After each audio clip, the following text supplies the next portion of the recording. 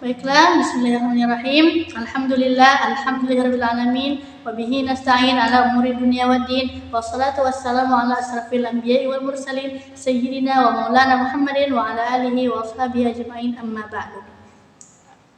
Baiklah, bersama saya Fauzi Asnawi dan teman saya Zahra Kamila Kasim. Pada video kali ini kami akan membahas tentang dinamika interaksi sosial. Cekidot.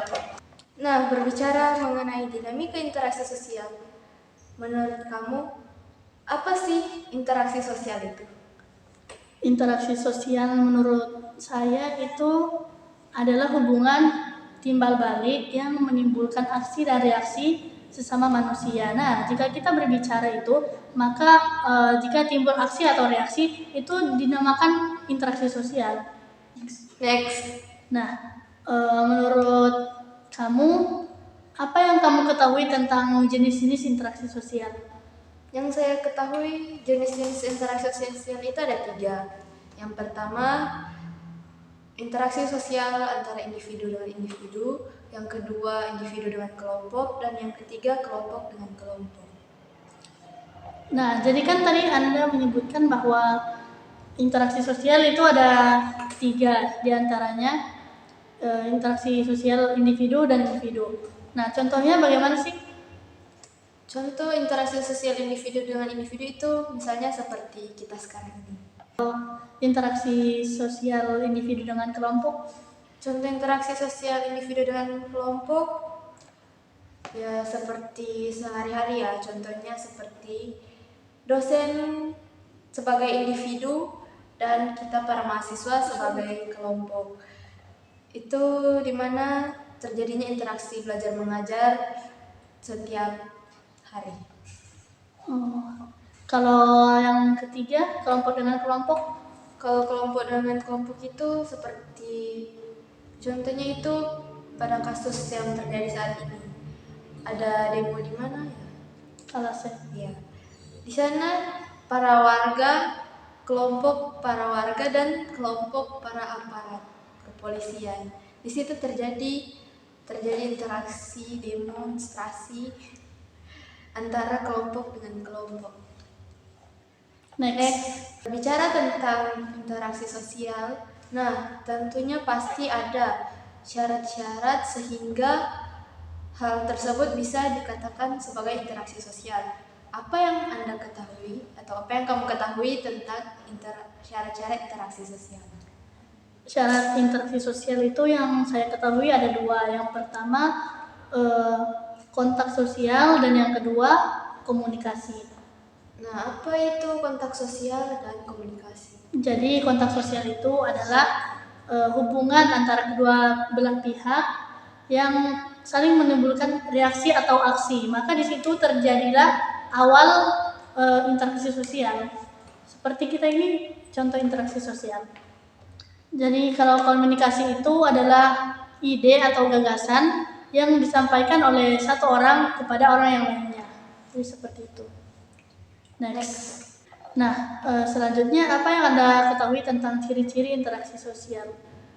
Yang saya ketahui yang pertama yaitu adanya komunikasi yang melibatkan lebih dari satu orang. Karena tidak mungkin komunikasi terjadi hanya dengan satu orang. Jika hanya berkomunikasi sendiri itu penyakit. Ya seperti itu. Nah, yang kedua terjadinya komunikasi. Komunikasi di sini entah itu verbal maupun non verbal. Berikutnya adanya dimensi waktu. Dimensi waktu di sini entah itu masa lalu, sekarang atau masa depan. Nah, selanjutnya yang saya ketahui tentang ciri-ciri interaksi sosial yaitu memiliki tujuan. Contohnya seperti kita saat ini. Saat ini kita sedang berinteraksi dengan tujuan untuk membuat tugas yang diberikan oleh dosen. Nah, yang terakhir yang saya ketahui yaitu terjadinya komunikasi simbol atau isyarat. Nah, contohnya seperti apa? Contoh komunikasi simbol atau isyarat ini dia biasanya dipakai oleh, mohon maaf, mungkin yang tunawicara. Mereka menggunakan bahasa isyarat untuk berkomunikasi. Tetapi bahasa isyarat ini tidak semuanya harus yang menggunakan bahasa isyarat ini yang berkekurangan, tapi bisa juga kita sendiri menggunakan bahasa isyarat. Contohnya saat ujian kita memakai kode-kode tertentu. Next. Apa saja faktor-faktor yang mendasari interaksi sosial tersebut? Faktor yang mendasari interaksi sosial itu ada 6. Yang pertama sugesti, imitasi, identifikasi, motivasi, simpati, dan empati.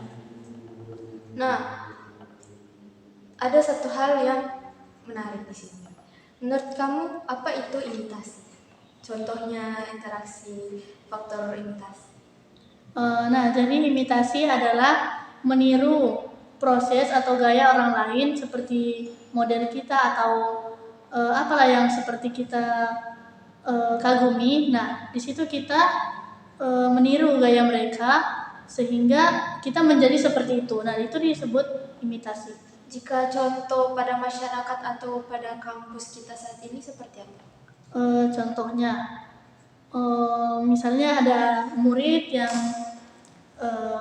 kagum dengan kerajinan dosennya atau mungkin kedisiplinan dosennya. Nah, di situ dia ingin merubah dirinya menjadi seperti dosen itu, meniru dengan hal-hal yang baik-baik. Nah, di situ dia menjadi merubah dirinya untuk menjadi yang lebih baik lagi dengan menirukan si dosennya tadi. Jadi tanpa disadari atau disadari? Tanpa disadari sih. Jadi tanpa disadari dia sudah meniru hal yang dia perhatikan tentang orang yang diperhatikan tersebut. Ya, begitu. Next. Menurut kamu bagaimana bentuk-bentuk mengenai interaksi sosial? Yang saya ketahui bentuk-bentuk interaksi sosial ini yaitu disosiatif, asosiatif, dan akomodatif. Jadi ada 3. Iya. Asosiatif ini contohnya, asosiatif ini pengertiannya yaitu kerjasama. Jadi di sini adanya interaksi yang menimbulkan kerjasama. Sedangkan disosiatif ini interaksi yang menimbulkan konflik. Jadi disosiatif kebalikan dari asosiatif. Nah, yang kemudian yaitu akomodatif. Akomodatif ini yaitu interaksi yang awalnya ada konflik, kemudian diperbaiki. Jadi akomodatif ini seperti upaya untuk mendamaikan konflik. Oh, jadi mereka dari masalah mencari solusi untuk ya seperti itu. Nah, demikianlah video yang kami buat.